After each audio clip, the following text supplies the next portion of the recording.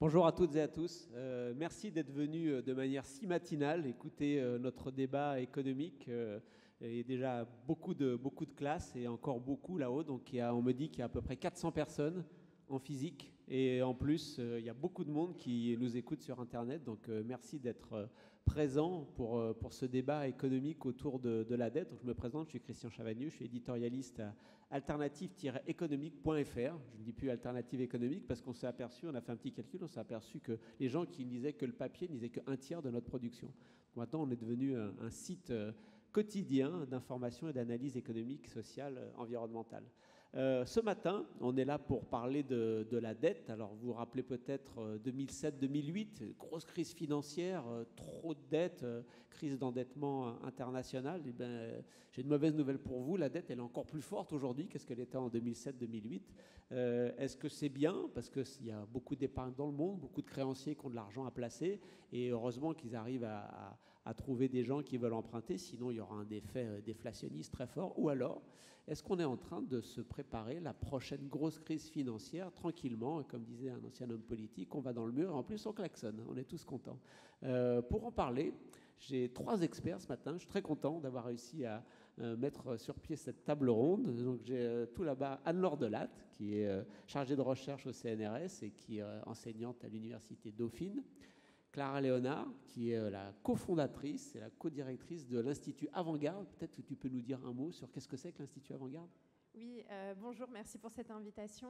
Donc on a été fondé en septembre 2023 et donc le projet c'était de renforcer les liens entre la recherche et les décideurs et puis on fait partie d'un réseau européen de think tank pour faire des propositions avec plusieurs États membres. Voilà, donc on a commencé dès hier avec des propositions franco-allemandes pour les européennes. Merci. Et puis Jean-François Robin, qui est directeur de la recherche chez Natixis CIB, c'est comme ça qu'on dit en finance. On va commencer avec Anne-Laure. On va commencer par faire une petite photo. Bon, j'ai dit que les dettes avaient augmenté depuis 2007-2008, mais si on veut faire la photo aujourd'hui, quelle est la situation des dettes publiques dans le monde et qu'est-ce que c'est la dynamique, les prospectives sur la situation de l'endettement mondial ? Ok. Bonjour à tous. Merci beaucoup pour l'invitation, Christian. Je suis ravie d'être là. Alors, avant de lire mes notes et de vous donner vraiment les chiffres, je vais vous donner la grande tendance. Comme dit Christian, les dettes sont encore plus élevées qu'après la crise des subprimes. Mais finalement, ce qui s'est passé, vous l'avez peut-être tous en tête, après le Covid, les dettes publiques partout dans le monde ont augmenté parce que les gouvernements ont dû mettre la main à la pâte et aider les sociétés civiles, les entreprises. Et depuis, ça a baissé. En fait, les dettes publiques ont commencé à se réduire un peu depuis 2021. Il y a eu une baisse, je vais vous donner les chiffres, mais la grande tendance, c'est qu'on a commencé à resserrer un petit peu. Sauf qu'en fait, on va revenir à peu près au niveau... on n'est pas encore revenu au niveau pré-pandémie, mais finalement, si vous faites un dessin, de toute façon, on est sur une pente ascendante, et ça, depuis les années 70. En réalité, en fait, ce qui se passe, c'est qu'on montait, comme dit Christian, même après 2008, on a monté, on est un petit peu redescendu, mais on a continué à monter. Après, on a eu le choc du Covid, on a monté, et on redescend un peu, mais la tendance, elle est croissante. Ça, c'est le gros point. On peut quand même distinguer pays développés et pays émergents. Les pays développés ayant une dette publique beaucoup plus importante que les pays émergents. Pourquoi ? Parce qu'en fait, on peut s'endetter davantage quand on est riche. On prête toujours plus aux riches. Donc, on est en moyenne, la moyenne des pays développés, c'est 115% du PIB. Ce qui devrait vous faire penser à un chiffre, c'est celui de la France. C'est marrant, on est exactement dans la moyenne. En revanche, dans les pays émergents, il est à 55% du PIB. Vous voyez, donc c'est vraiment très en dessous. Et il y a une grande exception dans les pays émergents, c'est la Chine, qui non seulement est au-dessus, on peut être au-dessus de la moyenne, elle est à peu près à 75 si je me souviens bien, mais surtout c'est le seul pays qui n'a pas baissé lui. La Chine n'est pas du tout dans la dynamique que je vous racontais au départ. La dette publique en Chine continue à augmenter et les dettes privées continuent aussi à augmenter. Ça, c'est donc voilà ce que je voulais vous dire, oui, sur la situation actuelle. Et ce qui va se passer après, c'est ça qui est intéressant. tout le monde nous dit oui, il faut baisser la dette, de toute façon notre objectif c'est de revenir à tel pourcentage de dette publique en 2027, enfin on nous le dit beaucoup en France mais on le dit aussi beaucoup ailleurs.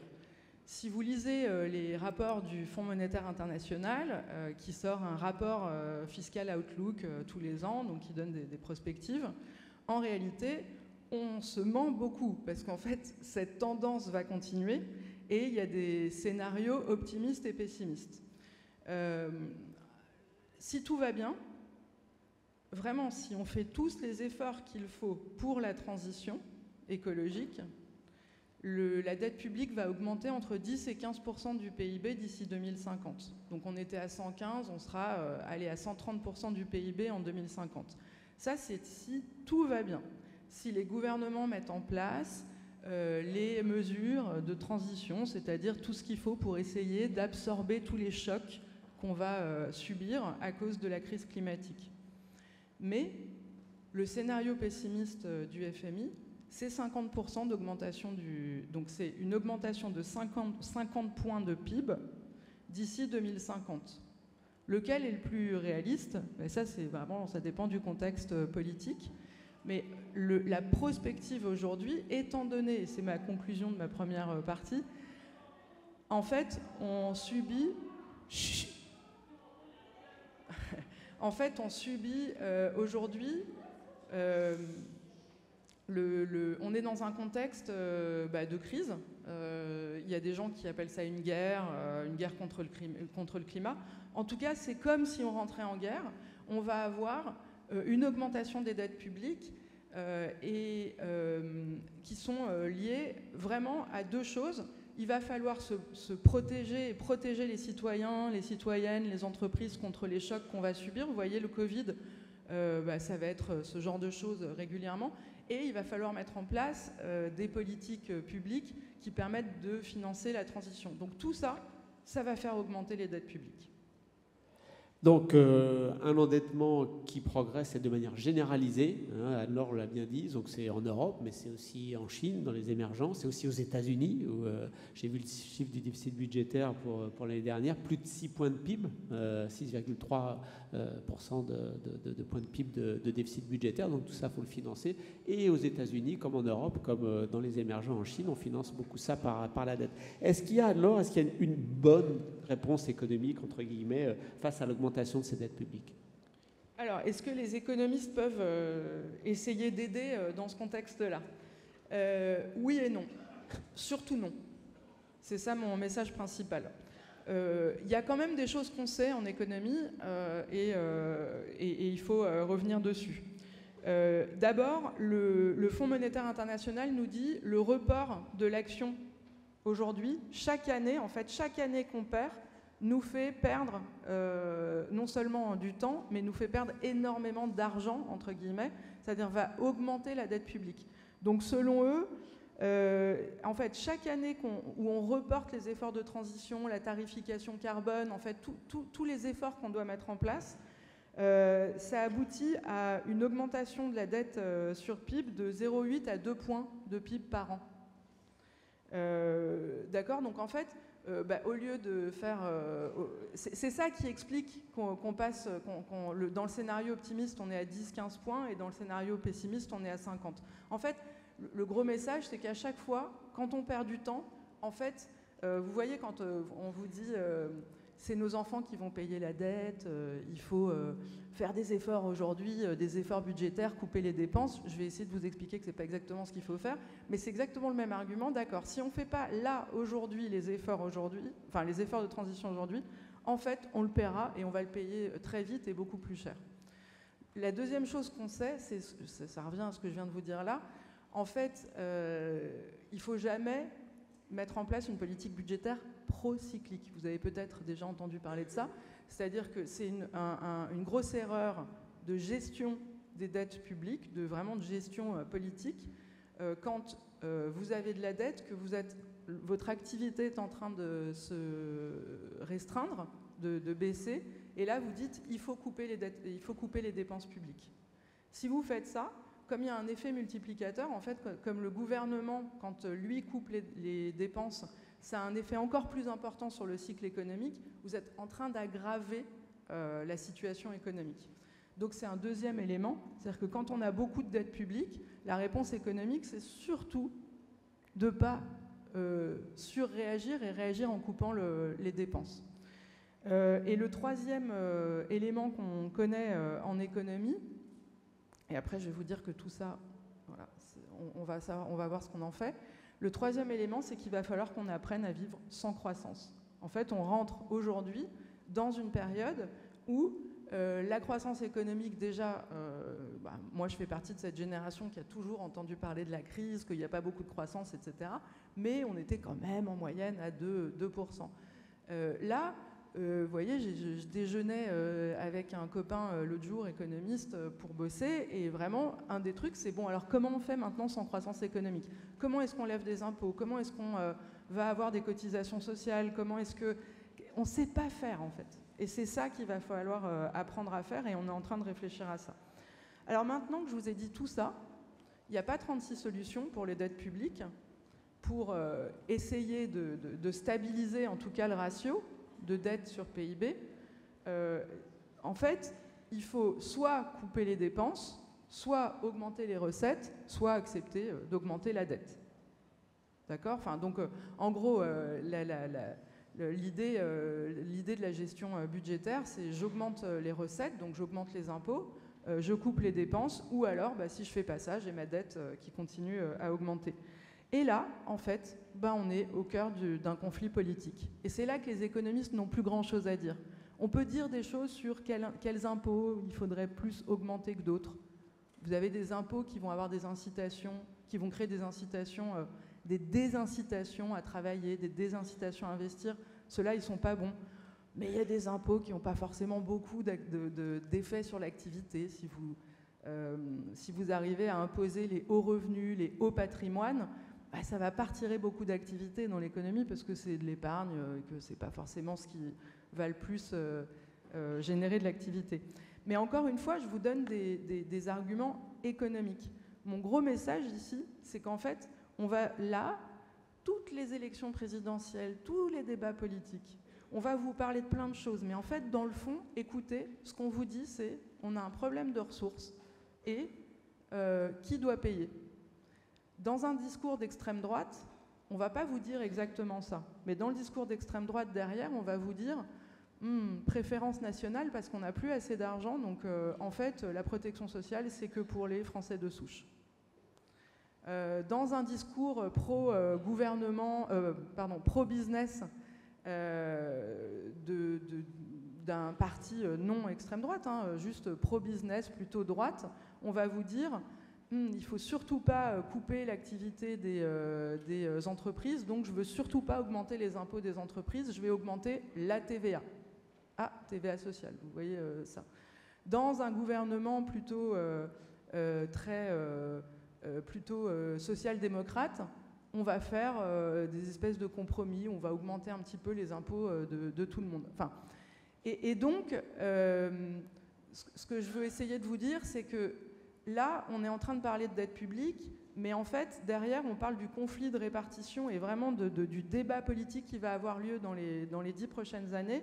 Et ça peut générer des discours très extrêmes qui n'ont l'air d'avoir rien à voir avec ce qu'on raconte. Donc, on coupe le régime de protection sociale pour les gens qui ne sont pas nés en France ou qui n'ont pas de parents français. Mais en fait, derrière, c'est vraiment un discours très budgétaire qu'on va avoir. Dernière question, est-ce que dans toutes ces propositions qui sont sur la table, dans tous les scénarios possibles, est-ce qu'il y a une voie possible de scénario positif qui nous permettrait à la fois de financer cette transition climatique et en même temps de maîtriser tous nos problèmes économiques? Alors, la bonne nouvelle, il y a vraiment une bonne nouvelle dont les politiques ne se saisissent pas, mais je suis sûre qu'ils vont arriver à s'en saisir, c'est qu'en fait, la dette publique, tout le monde en veut. Les marchés financiers raffolent de la dette publique. Les investisseurs achètent de la dette publique tous les jours et ils en ont besoin. Achètent, c'est-à-dire qu'ils prêtent aux États, pas à tous, à ce qu'on appelle les safe assets. donc, enfin, les safe havens, donc aux gouvernements considérés les plus sûrs. Juste, il y a un marché qui s'appelle le marché du repo, c'est un peu technique, mais juste qui a été créé il y a une centaine d'années par les Américains, et où, en fait, si vous êtes une banque, un hedge fund, n'importe quel agent financier, vous allez sur ce marché tous les jours, et vous pouvez, contre de la dette française, récupérer du cash. D'accord? Donc, en fait, j'ai de la dette publique, je vais récupérer du cash pour un jour, une semaine. Je vais payer un petit coup pour qu'on me donne du cash pendant une semaine, et dans une semaine, je rendrai le cash et je récupérerai ma dette publique. D'accord? Pendant la semaine, je vais faire des investissements qui, en fait, vont me rapporter plus que le coût de récupérer du cash pendant une semaine. Mais surtout, à la base, je n'ai pas la dette publique dans mon bilan. C'est ça qui est intéressant, c'est que la plupart des acteurs financiers, en fait, ils vont en plus emprunter la dette publique. Bref, en gros, avec 20 $, j'ai 20 $ au départ. En une semaine, je peux me faire 1 ou 2 $ de rendement. Donc j'avais 20 $ au départ, je m'en fais 21, 22. Bon, j'exagère un petit peu sur les rendements. Mais ce que je veux dire, c'est que grâce à la dette publique, vous avez une possibilité de vous faire des rendements énormes. Et ça, en fait, non seulement, la raison, c'est que pour avoir du cash, il faut que j'ai un actif sûr. Et ma voiture, c'est pas un actif sûr. La dette argentine, c'est pas un actif sûr. Mais alors la dette française, c'est un actif méga sûr. La preuve, c'est que la dette française et la dette allemande sont les dettes qui sont le plus échangées dans le marché que je viens de vous expliquer tous les jours depuis que le repo européen existe. On parle de 10 000 milliards par an. C'est énorme, c'est des montants monstrueux. En gros, on échange l'équivalent de la moitié du stock de dette française tous les ans sur ce marché. Le message ici, dont les politiques vraiment ne se saisissent pas, c'est en fait, si on commençait à baisser notre stock de dette, et vraiment si on commençait à se dire on passe de 110 à 60% de PIB, les investisseurs, ils n'aimeraient pas du tout parce qu'ils n'auraient plus cette monnaie d'échange pour avoir du cash et se faire de l'argent comme ça. Bah, quand vous êtes dans cette situation quand vous êtes dans cette situation-là, vous avez une position de négociation qui est énorme. Et vous pouvez faire plein de choses avec de la réglementation. Et là, on arrive dans des trucs un peu techniques. Mais donc, ma conclusion ici, s'il y a un bouquin à faire lire les profs d'éco, c'est The Ministry of the Future, donc le ministère du futur. Mince, je ne me souviens plus du nom là tout de suite, mais je suis sûre que vous allez le retrouver sur Google. Il vient d'être traduit en français. C'est un bouquin génial qui explique, c'est un roman américain futuriste qui explique comment est-ce qu'on pourrait sortir de la transition avec à la fois des militants radicaux et des gens un peu plus comme nous qui vont discuter avec les institutions européennes, à Bâle, etc. Et dans la solution, qui est super facile à comprendre parce que c'est un roman, il y a beaucoup de la Banque centrale qui va aller aider les États à s'endetter et à racheter de la dette et à faire que la dette publique, tout le monde en veut, et c'est ça qui va financer la transition. Donc voilà, je veux vous dire que c'est des choses qui sont à la fois, c'est très politique, il faut que les politiques s'en saisissent, mais moi je suis convaincue, on est en 24, dans les années 30 on fera ça. Avant les années 30, la dette publique, ce ne sera plus un problème, et c'est ça qui va nous permettre de financer la transition. Bon, un économiste avec un message positif, profitez-en, hein, ce n'est pas tous les jours que ça arrive. On reviendra tout à l'heure avec Jean-François Robin, qui est un spécialiste de cette dette de marché, il nous dira un peu comment les marchés voient tout ça. Clara, d'abord, si j'ai bien écouté Anne-Laure, donc on doit se résoudre à vivre pour beaucoup de temps avec des dettes publiques élevées, c'est grave, docteur ? Voilà, donc déjà je tenais à dire que voilà, tous les grands messages d'Anne-Laure Delatte, je suis d'accord avec ces messages et cette analyse, donc voilà, ce que je vais vous dire rejoint largement toutes ces idées. Voilà, donc devons-nous nous résoudre à vivre dans un monde de dette publique élevée? La réponse est oui, pour plusieurs raisons. Donc d'abord, comme l'a dit Anne-Laure, donc la dette publique a significativement augmenté, triplé depuis les années 70. Elle est en moyenne, selon le FMI, à 92% du PIB.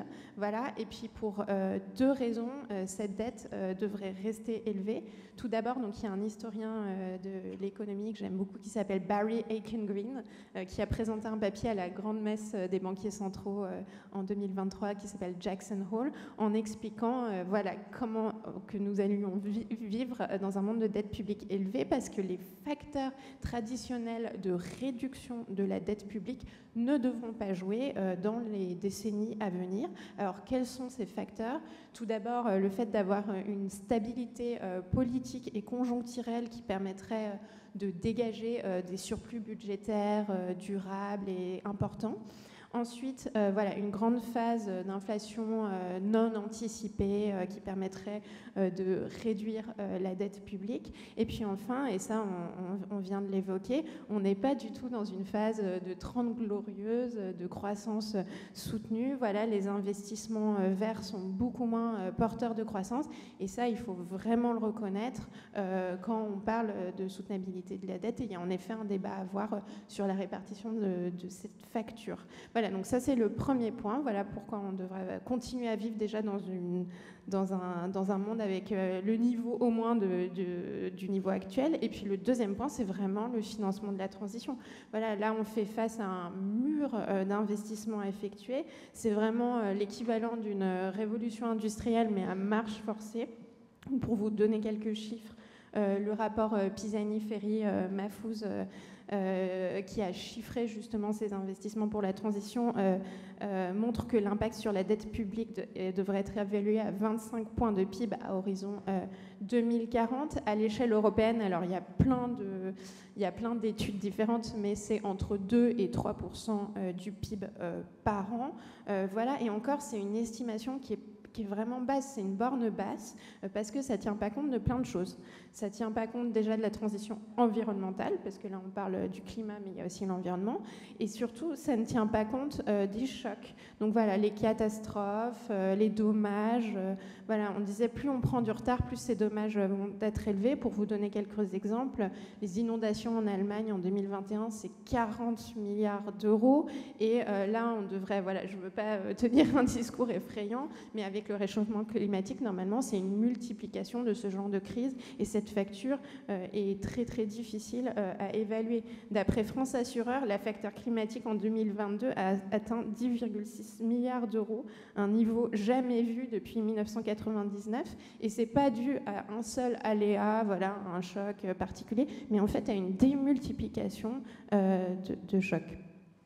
Bon, donc toutes les deux, vous nous dites depuis tout à l'heure qu'il va falloir vivre avec des niveaux de dette assez importants. Et pourtant, quand on regarde le message de la Commission européenne, par exemple, ou les règles budgétaires et de dette, c'est pas du tout dans ce sens-là qu'on va. Est-ce que nous, en Europe, on a un problème, Clara, avec la dette? Alors, est-ce grave? Donc, surtout, il est important aujourd'hui de ne pas tenir un discours catastrophiste qui pourrait finir par être autoréalisateur. Donc plusieurs points pour expliquer pourquoi ce n'est pas une catastrophe. Tout d'abord, la littérature vous montre qu'il n'y a pas de niveau de dette dans l'absolu au-delà duquel la dette publique deviendrait automatiquement insoutenable ou risquée. Il y a des pays comme le Japon qui ont 250% de dette sur PIB. Voilà, donc le débat public a vraiment tendance à se concentrer beaucoup trop sur ce ratio dette sur PIB, alors qu'il y a plein de facteurs qui jouent pour évaluer la soutenabilité d'une dette publique.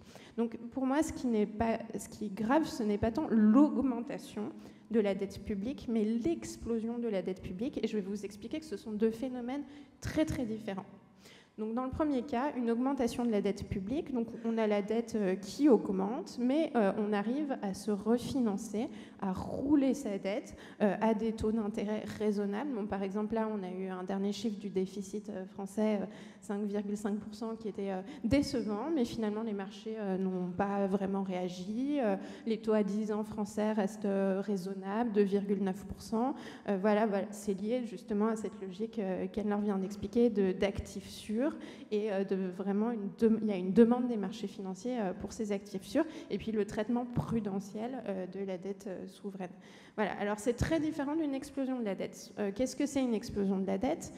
Donc là, la hausse de la dette n'est pas convexe, mais elle est concave. Donc tout d'un coup, on a une hausse très très importante des taux d'intérêt et ça s'explique par plein de phénomènes. Alors souvent une perte de crédibilité des institutions. Tout d'un coup, les marchés se mettent à paniquer, une instabilité politique, des catastrophes en chaîne. Donc il y a vraiment ce canal de la confiance, des anticipations qui jouent et ce sont des phénomènes très particuliers. Donc là, je tiens à évoquer les travaux de ma cofondatrice Mathilde Viennot qui a montré que dans de nombreux cas, la décision, les facteurs de défaut étaient en fait des facteurs politiques, l'instabilité politique.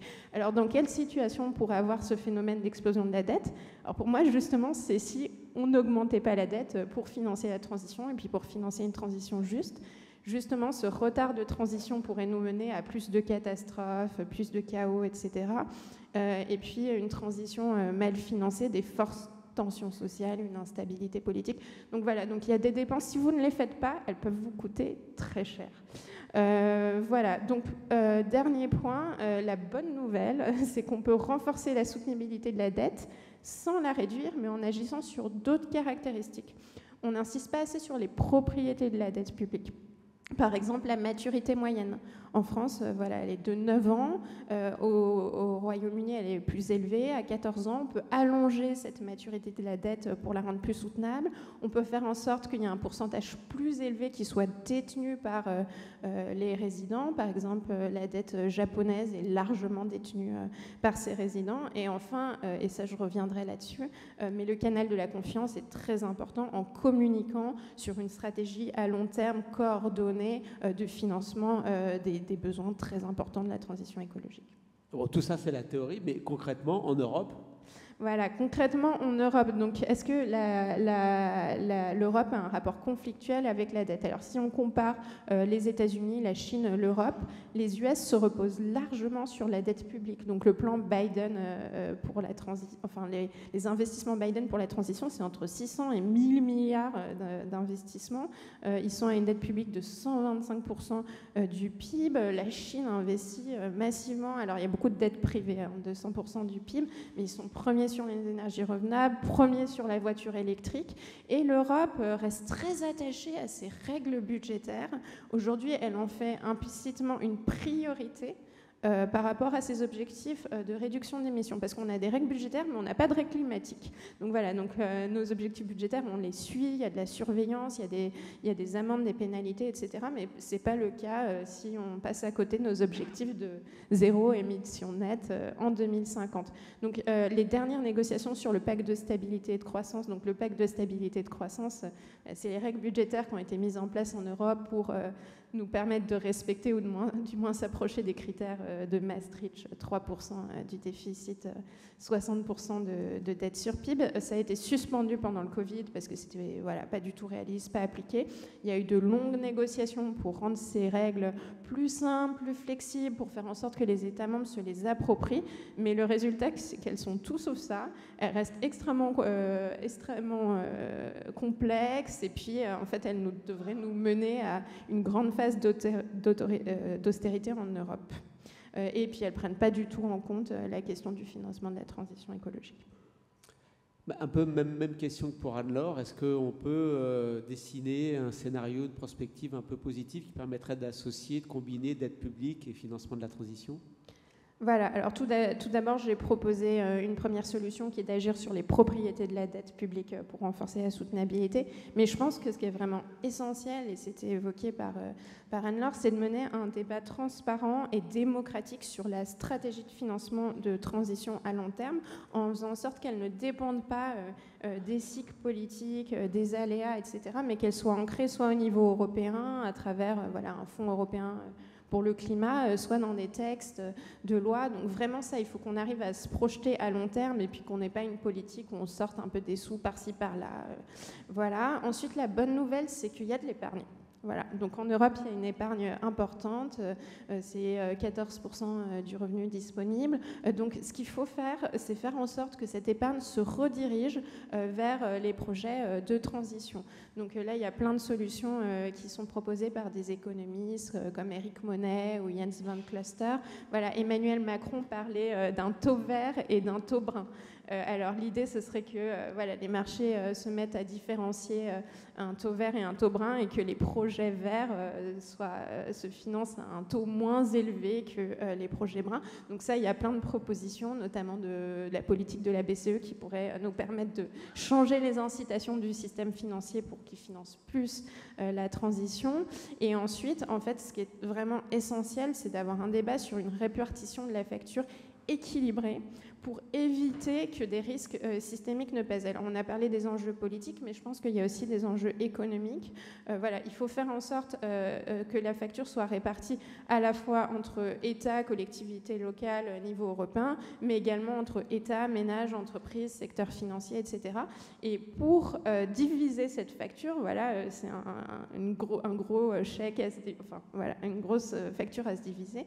Il faut penser des critères de division. Alors, il y a des critères qui peuvent être les émissions historiques, finalement, les secteurs qui ont le plus pollué devraient le plus payer aujourd'hui. Mais il y a aussi des critères économiques. Voilà, il faut regarder les bilans des différents acteurs de l'économie, qui a la capacité de financement, comment faire en sorte que ce financement ne mène pas à des crises et à la matérialisation de risques économiques. Et pour moi, il faut à la fois une double logique émission et logique la rationalité économique, comment ne pas se faire qu'un secteur se surendette et puis qu'il y ait des crises économiques en chaîne. Merci beaucoup. Jean-François Robin, donc l'homme des marchés, l'homme qui surveille les marchés tous les jours. Anne-Laure nous a dit la dette française, franchement, aucun problème, tous les investisseurs en veulent. Eh bien, en fait, c'est vrai partout. Les États-Unis sont très endettés, la Chine, l'Europe, la France. Et pourtant, les marchés ne réagissent pas. On a l'impression qu'ils s'en foutent complètement et que ça leur va très bien. C'est le cas ? Alors c'est le cas et ça a été le cas, mais je ne suis pas sûr que ce soit toujours le cas. C'est-à-dire qu'aujourd'hui, ce qui fait que la dette française n'est pas du tout attaquée, elle aurait sûrement été attaquée il y a quelques temps de ça, avec des niveaux de dette qui sont les nôtres aujourd'hui. Vous vous souvenez peut-être de cette fameuse phrase de Fillon qui disait « Je suis à la tête d'un État en faillite » en 1995, on avait 65% de dette. On a fait x2 et finalement, les coûts d'endettement de la France sont plus bas qu'alors, parce qu'il y a un phénomène qui est que tous les États du monde se sont endettés très massivement, c'est-à-dire que pendant le Covid, à peu près tout le monde a fait 15 points de dette de plus, les États-Unis, l'Europe, la Chine, tout le monde a fait ça, donc il n'y a pas de stigmatisation. Finalement, c'est que tout le monde a fait de la dette. Aujourd'hui, on n'attaque pas la dette française et on ne va pas plutôt se réfugier sur la dette américaine, ce qui était le cas typiquement en 2008, ou avant les élections présidentielles françaises, en 2017, à un moment, il y avait Mélenchon-Le Pen qui était potentiellement au deuxième tour. Là, il y a le risque politique qui est revenu, et tout d'un coup, on a un peu attaqué la dette française, on allait sur les États américains, sur la dette américaine. Aujourd'hui, c'est plus du tout le cas, puisque tous les 100 jours, la dette publique américaine augmente de 1000 milliards. Donc vous n'allez pas aller sur les États-Unis parce qu'en fait, ils sont en train d'augmenter leur dette sur PIB beaucoup plus rapidement que nous. C'est exactement la même chose en Chine, on disait tout à l'heure. La dette sur PIB de l'État chinois, c'est 100% sur 100% du PIB, une année de PIB. Mais si vous mettez en plus de ça l'endettement privé des collectivités locales et des entreprises et des ménages, vous êtes à 286% de dette sur PIB de la Chine. Donc elle a un endettement. Alors c'est toujours un pays, je ne veux pas dire émergent, évidemment, c'est une économie de 18 trillions. Mais typiquement, le PIB par tête de la Chine, ça reste que moins de à peu près 30% du PIB par tête des États-Unis. Et pourtant, c'est un pays qui a énormément déjà de dettes. Donc on voit bien que dans le monde entier, quels que soient les pays que vous regardez, tout le monde fait de la dette. Donc pas trop d'attaques. En revanche, là où moi j'ai un petit sujet par rapport à ce qui vient d'être dit, c'est que je ne suis pas certain que tout le monde va vouloir continuer à un appétit dingue pour les dettes dans le futur. Pourquoi ? Parce qu'aujourd'hui, ce qui finance la dette française, et puis quand on parle de dette française, il faut savoir ce qui se passe. C'est-à-dire qu'aujourd'hui, la France, elle va chercher tous les ans, cette année par exemple, elle va chercher 285 milliards d'euros sur les marchés. Donc l'État français, pour financer la protection sociale, pour financer ses dépenses publiques, 1600 milliards cette année, pour financer ça, elle s'endette auprès des marchés financiers. Donc elle dépend énormément de la volonté ou pas des marchés financiers de financer l'État français. Le problème qu'on va avoir aujourd'hui, c'est que moi je me déplace beaucoup dans le monde, mon bilan carbone est détestable. On a aujourd'hui un souci, mais c'est peut-être une bonne chose, mais tout le monde est en train de faire la même chose. Tout le monde est en train de faire cette transition énergétique à pas forcer. Et là, c'est impressionnant. Vous allez partout, je reviens d'Afrique, j'ai fait une intervention auprès de la Côte d'Ivoire. Typiquement, eux aussi font leur transition énergétique. Eux aussi, ils veulent faire x5 sur le renouvelable. Vous allez en Chine, ils ont installé autant de panneaux solaires en une année que le reste du monde.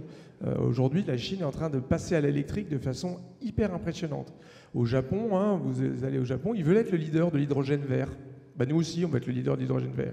Pourquoi je dis ça? C'est qu'aujourd'hui, la France, quand on va voir les investisseurs japonais, qui sont les gros investisseurs qui nous financent la dette française, et vous leur dites, venez, vous allez financer les électrolyseurs, les gigafactories qu'on va installer en France.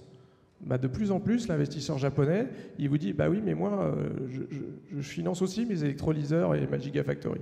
Et pourquoi je dis ça? C'est qu'il y a un énorme changement de paradigme qui est en train d'arriver. C'est que jusque-là, on vivait dans un monde où il y avait un excès d'épargne par rapport à l'investissement. Avec les grandes transitions qu'on vient d'évoquer, la transition énergétique évidemment, mais vous rajoutez ça, la transition démographique, on est dans un monde qui vieillit. La Chine, la population de la Chine à la fin de ce siècle, elle sera divisée par 2. La population de l'Allemagne, de l'Italie, de la Thaïlande, de l'Espagne va être divisée par 2 d'ici la fin de ce siècle. Il faut financer le vieillissement démographique. En France, il y a un Français sur 10 qui a plus de 75 ans. C'est énorme, on est un pays vieillissant. Donc il faut financer ça. En plus de la transition énergétique, il y a la transition digitale et puis il y a la nécessité de s'armer pour ne pas faire la guerre, quelque part. Et donc tout ça fait qu'il y a un excès d'investissement par rapport à l'épargne disponible. Et donc, aujourd'hui, d'aller chercher l'épargne du monde entier comme on a fait jusque-là, c'était très facile jusque-là, mais là, le monde entier est en train d'investir dans la transition énergétique, dans la transition démographique, dans la transition digitale, et augmente ses dépenses militaires, malheureusement. Et donc, je crois que cet équilibre épargne-investissement qui a beaucoup bénéficié à la France, il faut quand même se méfier, et c'est un peu débile, c'est un poncif que je vais dire là, mais il faut faire de la bonne dette. Aujourd'hui, de faire de la dette, ça n'a aucun problème, on le voit, on n'est pas attaqué en faisant de la dette, mais par contre, quand on fait de la mauvaise dette, c'est exactement ce qui s'est passé en Grande-Bretagne l'été 2023, on peut tout à fait être attaqué si on fait des bêtises. Aujourd'hui, de faire de la dette pour investir dans la transition énergétique, sur le grid électrique, sur des électrolyseurs, sur des choses qui vont bénéficier, qui vont avoir un rendement positif, c'est très intéressant. De financer des stades de foot ou des retraites, ça n'a pas beaucoup d'intérêt sur la croissance potentielle française. Il faut garder en tête que la dette, ce n'est pas un problème si le rendement de ce qu'on fait avec cette dette est supérieur à son coût. Et à ce moment-là, on peut faire de l'investissement et de la dette qui va s'auto-payer quelque part. Et donc ça, je pense que vraiment le futur, c'est de faire des investissements intelligents. Et là, on a beaucoup de choses à faire en France, puisqu'on dépense énormément, notre dépense publique est énorme. Il faut peut-être rebalancer ça et peut-être moins favoriser un certain nombre de dépenses par rapport à des dépenses plutôt d'avenir. Encore une fois, en France, on investit plus sur les retraités que sur les jeunes. Et puis je termine juste, je suis très très long. Juste pour se donner des ordres d'idées. Aujourd'hui, la dette, c'est pas un problème.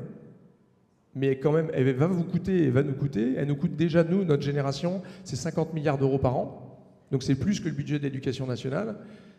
Avec la dette qui monte, vous avez un coût de la dette qui va énormément augmenter. Aujourd'hui, c'est 2% du PIB, mais ça va probablement passer à 4% du PIB. Et donc ça veut dire que la dette sur PIB, d'ici 2027, on aura plutôt des montants autour de 70 milliards d'euros. Donc ce qu'on va payer comme coût de la dette, ça va être supérieur à tous les autres budgets, largement. Ça va être le budget peut-être à la fois de la défense et de l'éducation nationale réunis. Il faut voir ce que ça dit. Ça veut dire que tous les ans, on paie les marchés financiers, 70 milliards dans 2027. Cette année, 50 milliards, on paie aux marchés financiers pour pouvoir leur emprunter de l'argent. Et donc ça, c'est pas infini quand même. C'est un vrai coût. Et pour ça, il faut aussi avoir des politiques publiques qui rassurent les marchés financiers. Si tout d'un coup, on promet à tout le monde qu'on va justement effacer la dette ou sortir de la zone euro, je peux vous dire que le coût de la dette française va exploser et qu'on n'aura plus du tout les moyens de nos politiques publiques aujourd'hui. Un petit point pédagogique avant de continuer. Qui sont les créanciers de la France? Qui est-ce qui finance cette dette française? Alors nous, on a une particularité en France, justement, c'est qu'on est énormément, c'est un peu comme nos actions, comme le CAC 40, on est un des pays qui est le plus ouvert en termes d'investisseurs étrangers. C'est-à-dire que, pour dire les choses, la dette française est détenue et achetée majoritairement par des acteurs qui ne sont pas français. Et ça, c'est super, ça veut dire que tout le monde je suis d'accord avec Anne-Laure, tout le monde a énormément confiance dans la dette française, mais c'est aussi un facteur de fragilité. Si tout d'un coup, les élections européennes ou les élections présidentielles ont dit finalement on ne veut plus respecter les règles européennes, on veut sortir de l'Europe, probablement que mes investisseurs japonais, qui sont sans doute un des plus gros détenteurs de dette française, ils vont dire je vais plutôt aller sur l'Allemagne ou je vais plutôt aller sur d'autres dettes qui vont plus me rassurer. Si jamais, encore une fois, la France sortait de la zone euro, vous auriez un coût de la dette qui va exploser et on n'aurait peut-être plus les moyens de la payer, quoi. Et donc on aurait un risque de défaut qui ferait peur aux investisseurs. Donc la grande majorité, c'est plutôt des étrangers. Donc c'est les c'est plus de 50%. C'est des banques centrales. Alors c'est des banques centrales. C'est des fonds de pension, c'est des fonds de retraite. C'est l'épargne du monde qui, quand vos parents ou moi, on investit sur de l'assurance vie, ces assureurs vie vont acheter de la dette française. Mais ça, c'est qu'une toute petite partie des acheteurs de la dette française. La grosse partie de la dette française, elle est achetée plutôt par les retraités japonais, par les retraités américains, par les retraités... ce qui est une particularité française. C'est typiquement pas du tout le cas de l'Italie. L'Italie, c'est une très grande majorité les Italiens eux-mêmes qui financent la dette française. Et pourquoi ? Juste, je termine là-dessus. Pourquoi c'est le cas en France? C'est aussi parce qu'on a une très belle dette, on a un trésor fantastique, etc. Mais c'est surtout qu'on a une balance courante négative, nous. On est obligé d'emprunter des capitaux pour se financer. Alors que l'Italie, ils ont une balance courante positive, donc ils dépendent que d'eux-mêmes pour financer leur dette. Donc c'est ça qui est la fragilité de la France. C'est pour ça que je me dis, il faut faire quand même attention à ce qu'on fait avec cette dette, parce qu'il faut faire des choses intelligentes. Donc, tu nous as bien expliqué qu'il y a des gens avec de l'épargne, il y a des créanciers. De l'autre côté, il y a des gens qui veulent investir. Les marchés financiers, les banquiers, tout ça, mettent toutes ces personnes en relation. La perspective que vous avez tracée tous les trois, c'est des besoins d'investissement qui augmentent, une épargne qui n'est pas indéfinie. Est-ce que, du coup, il y a une limite à ne pas dépasser sur l'endettement? Est-ce qu'on y est? Est-ce qu'on n'y est pas encore? Est-ce qu'on a encore des marges de manœuvre? Alors, les limites, encore une fois, il y a eu des papiers qui étaient sortis en disant qu'il ne faut pas dépasser 90% de dette sur PIB, sinon c'est la catastrophe, c'est exponentiel. Tu le citais, Barry Shane Green. En fait, on a vu que ce n'était pas vrai du tout. On voit que le Japon a 250% de dette sur PIB, il n'a pas de problème. Donc, il n'y a pas un niveau de dette sur PIB. Et encore une fois, le monde entier est en train de faire ça. Donc, je crois que ce n'est pas trop une question de niveau, encore une fois. Mais je reviens aussi sur un point.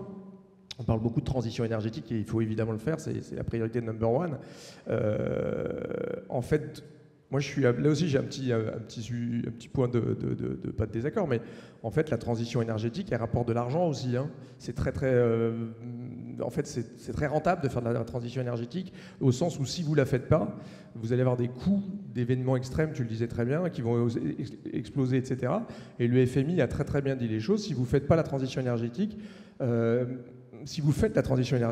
ça vous rapporte 7 points de PIB mondial. Et faire ces investissements dans le vert, c'est plutôt des choses qui sont... vous disiez, faut peut-être un peu flécher les investissements dans le vert. Je trouve que c'est une très bonne idée. L'épargne financière des Français, c'est 6 000 milliards. Donc la transition énergétique, c'est 50 milliards par an, peut-être 60 milliards par an à dépenser. On les a, les 60 milliards d'euros par an. La France, notre facture énergétique, c'est 110 milliards par an qu'on dépense pour acheter du pétrole et du gaz à Vladimir Poutine pour qu'il finance sa guerre en Ukraine. Il vaudrait mieux financer des éoliennes, du biogaz, du nucléaire, chez nous, qu'on amortirait sur 15 ans. Ce serait beaucoup plus intelligent et beaucoup moins coûteux, in fine. Donc c'est pas coûteux la transition énergétique, ça rapporte. Donc quand même, il va falloir dépenser plus pour la transition énergétique, pour les retraites, pour la recherche. On veut que toutes les productions écolo soient chez nous, donc on leur donne des subventions. Bref, il va falloir dépenser beaucoup. En même temps, tu nous dis, la dette, il y a quand même des limites. Comment on s'en sort? Comment on fait? Alors, comment on fait? D'abord, j'ai juste un petit point d'histoire, parce que on l'a dit tout à l'heure, En 95, on était à 65 de PIB, on est à 112. On peut tout à fait régler le problème de la dette, parce que c'est beaucoup des questions autour de ça. On peut réduire la dette assez facilement, hein, finalement.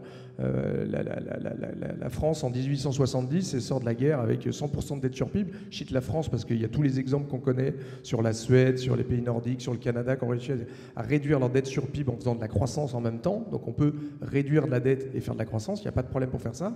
Mais même la France a réussi. En 1870, on sort avec 100% de dette sur PIB. En 1897, on a 0 de dette sur PIB. Entre 1945 et 1975, tout le monde sort de la Deuxième Guerre mondiale avec des dettes monstrueuses. On réduit en moyenne les dettes sur PIB de 80%. Et on ne fait pas de défaut, on ne fait pas justement les trucs un petit peu abracadabrantesques de dire tiens, il n'y a qu'à effacer la dette publique, ça ne marche pas, sinon on l'aurait fait depuis longtemps. Et ceux qui ont essayé, on voit que ça ne marche pas. Mais on peut tout à fait réduire la dette sans faire défaut. Et pour ça, pour répondre à ta question Christian, pour ça, qu'est-ce qui s'est passé? Il faut que, encore une fois, le taux nominal de votre dette soit inférieur à votre taux de croissance du PIB, ou que le coût de votre dette coûte moins que ce qu'elle rapporte. Et donc la réponse à ta question, c'est qu'il faut faire des investissements qui soient intelligents. Je l'ai dit plusieurs fois, mais ça semble facile à dire comme ça. Mais aujourd'hui, d'investir sur, je le disais, sur des éoliennes, du photovoltaïque, sur du biogaz, ça va réduire la facture énergétique, ça va s'amortir dans le temps. Ça, c'est intelligent. En revanche, peut-être, je fais de la polémique ici, il n'y a que des jeunes, donc c'est plus facile, mais de dépenser 4 points de PIB de plus dans les retraites que l'Allemagne, ça veut dire que c'est plus de 120 milliards par an qu'on dépense pour qu'il y ait une personne sur deux de plus de 55 ans qui ne bosse pas. C'est pas forcément, pour lancer un peu une polémique, le truc le plus intelligent à faire pour financer notre dette, quoi. Donc ce qu'il faut, c'est investir dans l'avenir, pas dans le passé. Alors, j'ai une question, la même question à vous poser à tous les trois, mais juste d'abord, on me dit que non seulement il y a à peu près 400 personnes ici, mais on a des classes prépa et des lycées d'un peu partout, de Nantes, de Nancy, Metz, de Versailles, de Besançon, il y a l'ENS à Paris, il y a Saint-Amand-les-Eaux, il y a le Pays de Galles qui nous écoute aussi aujourd'hui. J'espère que j'ai quelques étudiants de la Sorbonne, de mes étudiants qui m'écoutent quand même, c'est pas possible. Écoute, j'ai personne de la Sorbonne là pour l'instant, mais en tout cas, il y a plein de monde, merci de nous suivre comme ça. Il y a quand même un éléphant dans la pièce de tous les trois là. Je crois que c'est moi. Il y a beaucoup de dépenses. Il y a de la dette qu'on peut arriver, alors plus ou moins en fonction de vos sensibilités à tous les trois, qu'on peut arriver à faire grimper, à financer plus ou moins facilement. Mais il y a un problème de recettes aussi. Alors là, il y a un peu évoqué. La solution qui paraît un peu évidente, du point de vue du journaliste, c'est à un moment donné, il va bien falloir augmenter les recettes. Est-ce que ça fait partie des choses et si oui, où est-ce qu'on peut augmenter les recettes? Alors, est-ce qu'on est dans le ras-le-bol fiscal, comme nous a dit un ancien ministre des Finances français et maintenant président de la Cour des comptes? Est-ce qu'il y a des marges de manœuvre ou ça, Anne-Laure? Est-ce qu'on peut... la question claire, c'est est-ce qu'il va falloir augmenter? Est-ce que il faut se dire que d'ici 10, 15, 20 ans, les impôts vont augmenter et lesquels? Alors, oui, c'est sûr que... si les recettes n'augmentent pas, si les impôts n'augmentent pas, ça veut dire qu'on aura élu des gouvernements qui sont compliqués, quoi, qui n'ont pas pris la mesure du problème. Le problème, c'est... a priori, les recettes vont devoir augmenter, les impôts vont augmenter, mais alors là, c'est là que moi je reviens à mon histoire de conflit de répartition. Il va falloir augmenter les ressources, donc c'est sur qui? Est-ce que c'est sur nous, en augmentant la TVA? Vous savez que la TVA, vous avez déjà entendu des ministres dire la moitié des Français ne payent pas d'impôts. Vous savez que vous-même, vous payez... Vous-même, en fait, vous payez des impôts même si vous n'avez pas de revenus, parce qu'en fait, quand vous allez acheter un sandwich ou n'importe quoi, des fringues, vous payez de la TVA. Donc, sur votre argent que vous avez peut-être gagné en allant faire un petit job ou l'argent de poche, en fait, vous payez un impôt, d'accord? Et en plus, il est assez élevé. Et cet impôt, il est profondément injuste, puisque, en fait, plus on est pauvre, plus la part de revenus dédiée à la consommation est importante. Quand j'ai beaucoup d'argent, en fait, j'épargne beaucoup, donc j'ai une part de mon revenu qui n'est pas, soumise à la TVA. Et en revanche, voilà, quand je dépense 90% de mon revenu dans des choses qui sont soumises, enfin pas 90%, mais une grosse partie qui est soumise à la TVA. Donc, tout ça pour dire que la question, elle est, il va falloir augmenter les recettes, mais sur qui ? Est-ce qu'on a un ras-le-bol fiscal qui on peut taxer? Je vous disais tout à l'heure, j'ai commencé à vous le dire, c'est vrai que les impôts, il a raison, Moscovici disait ça par exemple, les impôts peuvent avoir un effet désincitatif sur l'activité. C'est vrai, vous bastonnez une entreprise, vous lui mettez beaucoup d'impôts, de cotisations sociales, de CVAE, donc d'impôts sur son chiffre d'affaires. À un moment, vous pouvez, si vous êtes une petite entreprise qui n'a pas beaucoup de capacité de crédit, vous pouvez vous dire, là en fait, moi, je vais arrêter d'investir, je vais arrêter d'employer et je vais essayer de faire avec ce que je peux, et donc on contraint l'activité. Donc il ne faut surtout pas, il faut essayer de ne pas faire ce genre de choses. Mais c'est marrant parce que vous parliez des retraites comme un mauvais investissement. Moi, j'ai un autre mauvais investissement qui coûte très cher, c'est le CICE et le CIR. CICE, c'est crédit d'impôt pour la compétitivité et l'emploi, qui a existé pendant entre 5 et 7 ans et qui s'est transformé là récemment. C'est 20 milliards par an. En fait, on faisait un crédit d'impôt, et on le fait toujours, aux entreprises pour qu'elles embauchent plus de gens dans des bas revenus. Il y a eu plein d'évaluations et les résultats sont hyper limités. C'est 20 milliards par an. Le CIR, crédit d'impôt recherche, c'est 7 milliards par an. Toutes les études d'évaluation, il y en a qui vous disent ça a un petit peu marché, mais la majorité, ça a vraiment très peu d'effet. Alors, vous me parlez des retraites, moi je vous parle des crédits d'impôt pour les entreprises. Il y a plein de dépenses, je suis tout à fait d'accord avec vous, il faut faire attention à ce qu'on fait, mais il y a plein de dépenses qui ne sont pas bien faites. Et donc, ça rapporte à l'impôt, parce qu'en fait, le crédit d'impôt, ça veut dire que vous récoltez un petit peu moins d'impôts. Donc, en fait, mon message, ça c'est pour les entreprises, si vous taxez les plus riches avec ceux qui ont un patrimoine le plus élevé, ce patrimoine, il est très productif pour eux, parce que quand vous avez beaucoup d'argent, en fait, vous le placez et ça peut vous rapporter à peu près 7% par an. 7% par an, c'est énorme, mais ce n'est pas forcément très productif pour l'économie. En fait, malheureusement, on ne vit pas dans un monde où l'épargne va directement vers l'investissement réel, et en fait, il y a beaucoup d'épargne qui va dans des marchés financiers qui, en fait, il y a de l'auto-rendement, c'est super, mais ça rapporte plutôt de l'argent aux riches que pour l'activité économique. Donc, en fait, il va falloir réfléchir, en effet, à quels impôts on peut augmenter, quels sont ceux qui n'ont pas d'effet désincitatif. Moi, je vous dis, patrimoine, et ce n'est pas moi qui vous le dis, en fait, c'est Gabriel Zucman qui vous le dit. Impôts sur les entreprises, en fait, on peut augmenter les impôts sur les entreprises en retirant certains crédits d'impôt qui n'ont eu aucun effet. Et là, vous rapportez de l'argent. Et en fait, dans tous les pays, il faudrait faire ce débat-là, cette étude-là. Quand vous avez un président de la Cour des comptes qui vous dit « il y a un ras-le-bol fiscal », moi, je suis hyper en colère quand je l'entends à la radio un matin dire ça. Parce que c'est pas vrai, il n'y a pas de ras-le-bol fiscal. Il y a un ras-le-bol fiscal pour la TVA. Il y a un ras-le-bol fiscal pour l'impôt sur le revenu éventuellement. Mais en fait, il y a plein de marges de manœuvre qui n'ont pas d'effet sur l'activité et qu'il faudrait aller chercher. Juste pour avoir les ordres de grandeur, donc Adnan nous disait CICE, CIR, crédit impôt recherche 20 et 7 milliards, donc autour de 25 milliards. Calcul de Gabriel Zucman sur une taxe progressive de 2% sur les 1% les plus riches. Ça veut dire que c'est des gens qui ont à peu près 5 000 milliards de patrimoine.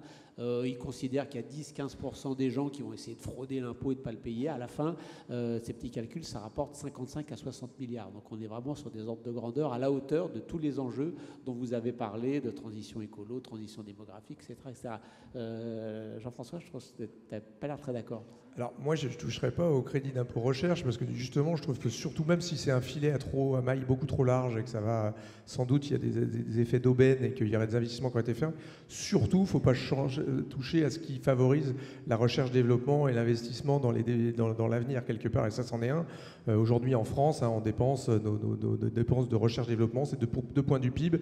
C'est quasiment 2 fois moins que les États-Unis. Vous voyez bien que l'innovation vient beaucoup plus des États-Unis que de l'Europe. On est largement en dessous de ce que fait un pays comme l'Allemagne, typiquement, ou même l'Italie. Donc on est vraiment à la bourre sur l'investissement, sur la R&D. Donc il ne faut surtout pas trop toucher à ça. Sur le reste, sur l'imposition des plus riches, pourquoi pas. Moi, j'ai quand même une remarque. Globalement, c'est qu'en France, à chaque problème, on veut monter les impôts ou baisser les déductions fiscales. Il faut quand même juste qu'on ait bien tous en tête ici qu'on est très particulier en France quand même. On est le champion du monde des impôts déjà. Nos entreprises paient beaucoup plus, 3 points de PIB. Les impôts de production, c'est 3 points de PIB de plus en France qu'en Allemagne. Donc si vous avez à choisir où est-ce que vous mettez Northvolt, les Gigafactory, vous avez quand même beaucoup de mal à les attirer. Je vous donne juste un petit chiffre. La France, on est 68 millions d'habitants. On est un peu plus de 8 milliards maintenant sur cette planète. Eh bien, la France, c'est 0,8% de la population mondiale. C'est 5,4% des dépenses sociales du monde. On est assez unique quand on est sur un pays où, encore une fois, les dépenses publiques, c'est 1600 milliards et vous avez 900 milliards qui sont sur les dépenses sociales. Donc on a un pays hyper socialiste au bon sens du terme. C'est super, c'est très bien. Simplement, c'est que moi je pense que quand vous avez déjà un taux de prélèvement qui est le plus élevé du monde, d'aller encore le faire monter, vous allez prendre le risque quand même de ce que justement le nouveau Northvolt, le Vercor, toutes ces belles boîtes aujourd'hui de la transition énergétique, elles choisissent d'aller plutôt bénéficier des baisses d'impôts qu'il y a aux États-Unis, d'aller bénéficier de ce qui se passe en Allemagne, d'aller bénéficier de l'électricité pas chère au Danemark, etc., etc. Donc il y a un vrai problème de compétitivité prix. Et puis je termine juste là-dessus, il y a un problème qu'on n'a pas du tout évoqué ici, parce qu'on parle de la dette, mais il y a quand même un problème philosophique, économique, un petit peu sous-jacent qu'on n'a pas évoqué, c'est que en quoi c'est l'État qui doit être le décideur de ce que doivent être les dépenses d'avenir, etc.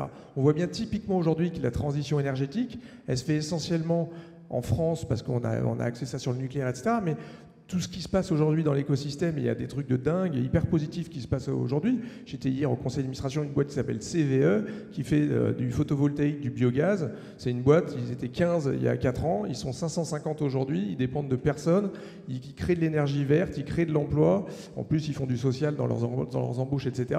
Ils ont 0 subvention. Et qu'est-ce que je veux dire par là? C'est qu'aujourd'hui, la grande transition énergétique, elle ne se fait pas forcément par l'État. Et donc, il faut attention, c'est que ce n'est pas forcément à l'État de gérer ces grandes transitions, ou en tout cas, ce n'est pas forcément l'État qui le fait le plus efficacement. La preuve, aujourd'hui, ce qui est en train de se passer dans le monde, avec l'IRA aux États-Unis notamment, montre bien que c'est quand même le secteur privé, et c'est typiquement le cas de la transition digitale, évidemment, c'est plutôt le secteur privé qui le mène. J'ai noté au passage que tu as dit qu'imposer les plus riches, pourquoi pas Non, mais l'histoire de Zuckman de 1%, après, il faut toujours se méfier de l'évasion, puisqu'on avait vu la taxe à 75% de François Hollande, ça a été plutôt un échec, on a plus perdu que gagné. Donc il faut un peu se méfier de tout ça, c'est la facilité. Mais moi, je ne suis pas contre, et d'ailleurs, les plus riches le réclament, donc allons-y. Moi, je préfère beaucoup plus fonctionner en termes de bonus-malus, taxe carbone, et de pénaliser ceux qui polluent, et plutôt de subventionner ceux qui typiquement font du bien à la planète. Moi je trouve que le bonus-malus typiquement écologique, il faut l'appliquer partout. Il n'y a aucune raison qu'il y ait un kiwi qui vient de Nouvelle-Zélande en container soit moins cher qu'un kiwi qui est fait à Bordeaux, quoi. Bon, c'est clair. Clara, sur les impôts? Alors, 3 choses. Tout d'abord, avant d'augmenter les impôts, il faudrait arrêter de baisser les impôts. Donc là, il y a eu le dernier chiffre du déficit, donc 5,5%. En fait, on a entendu un discours assez inquiétant sur les dépenses publiques, mais l'écart de prévision, c'était 4,9%. Ça s'explique par des recettes décevantes. Donc le problème là, c'était les recettes. Alors pourquoi donc on a cessé de baisser les impôts, par exemple la taxe d'habitation, 20 milliards, voilà, et puis ensuite on a mal calibré les impôts. Donc ça c'est mon deuxième point. Il y a aussi une marge de manœuvre pour mieux les calibrer, pour faire en sorte qu'ils rapportent plus. Donc par exemple la taxe sur les énergéticiens a été très décevante.